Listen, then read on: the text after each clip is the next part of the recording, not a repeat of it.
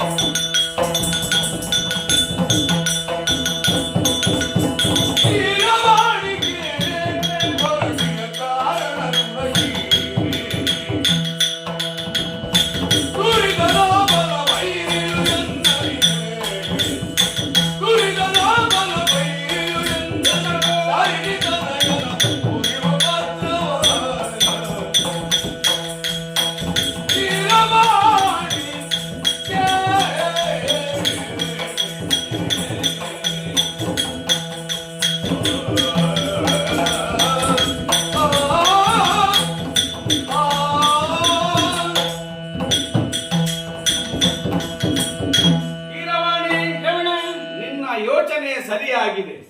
ನಾನು ಹೊರಟದ್ದು ಆಯುಧ ಪಾನಿಯಾಗಿ ಎಲ್ಲಿಗೆ? ಯುದ್ಧ ಕ್ಷೇತ್ರಕ್ಕೆ. ರಾಜ್ಯೋತಿಷ ಪಟ್ಟಣ. ಅಲ್ಲಿ ನರಕಾಸುರನೆಂಬಂತಹ ದೈತ್ಯ ದೇವಲೋಕವನ್ನು ಸೇರಿದ್ದಾನೆ. ಅಲ್ಲಿರುವ ಸುವಸ್ತುಗಳನ್ನೆಲ್ಲವನ್ನು ಸೂರ್ಯಗೊಂಡಿದ್ದಾನೆ. ದೇವತೆಗಳನ್ನು ಬಡಿದೊಡಿಸಿದ್ದಾನೆ. ಅಷ್ಟು ಮಾತ್ರವಲ್ಲ, ದೇವತೆಗಳ ಮಾತೆಯಾದಂತಹ ಅತಿಥಿ ದೇವಿಯ ಕರ್ಣ ಕುಂಡಲಗಳನ್ನು ಎಳೆದೊಯ್ದಿದ್ದಾನೆ.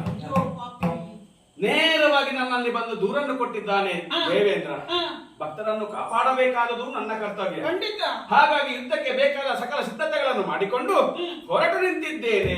ಈಗ ಮತ್ತೆ ಹೋಗುವುದು ಸ್ವರ್ಗಕ್ಕೆ. ಹೌದು, ಸಂತೋಷವಾಯಿತು ಸ್ವಾಮಿ. ಗಂಡ ಸ್ವರ್ಗಕ್ಕೆ ಹೋದ್ರೆ ನಿನಗೆ ಯಾಕೆ ಸಂತೋಷ? ಹಾಗಲ್ಲ, ವಿಚಾರ ಬೇರೆ ಇದೆ. ಬೇರೆ? ಸಶರೀರವಾಗಿ ಸ್ವರ್ಗಲೋಕಕ್ಕೆ ಹೋಗಿ ಬರುವವನು ನಾನೊಬ್ಬನೇ.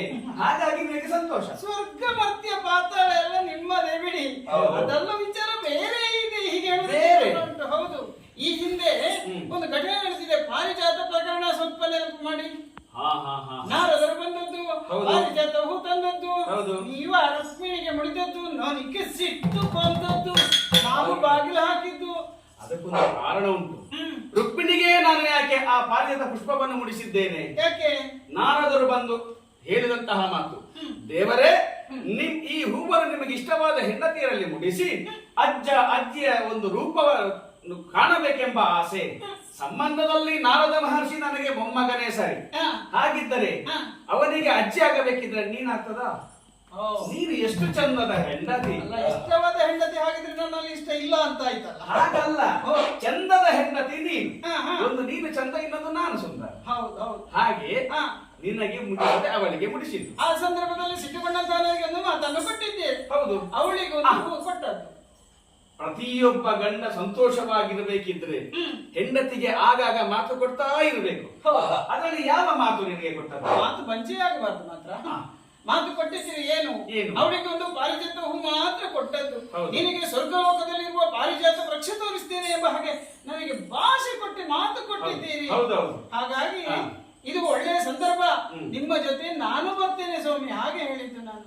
ಹಾಗಾದ್ರೆ ನಾನು ಕೊಟ್ಟ ಮಾತನ್ನು ಈಡೇರಿಸುವುದಕ್ಕಾಗಿ, ನಿನ್ನ ಆಸೆಯನ್ನು ಈಡೇರಿಸುವುದಕ್ಕಾಗಿ ಇದು ಗರುಡ ಬಂದು ಸಿದ್ಧನಾಗಿದ್ದಾನೆ. ಈ ಕ್ಷಣವೇ